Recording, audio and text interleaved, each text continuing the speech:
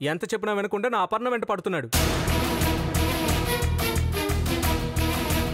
పడతాడ్రా, వాడికి పడే హక్కు ఉంది.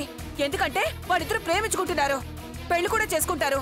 వీడు అపర్ణ కాబోయే మొగుడు. వీడిని కలవద్దడానికి నువ్వెవర్రా? నీకేం హక్కు ఉంది, ఏం అధికారం ఉంది?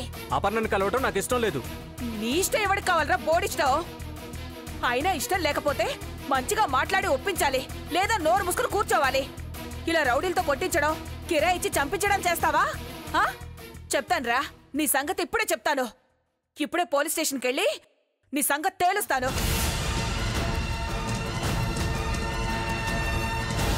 నీ మీద కేసు పెట్టి కటకటాలు లెక్క పెట్టించకపోతే నా పేరు భామ, సత్యభామే కాదు.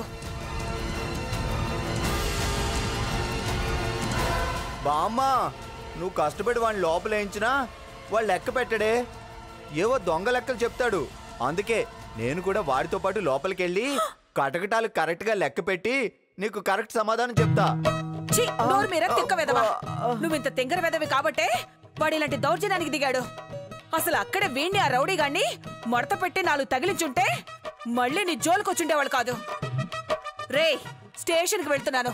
రైల్వే స్టేషన్ బస్ స్టేషన్ కాదురా, పోలీస్ స్టేషన్ కి. నీ మీద కేసు పెడతాను. సూట్ కేసో షో కేసో కాదురా, పోలీస్ కేస్.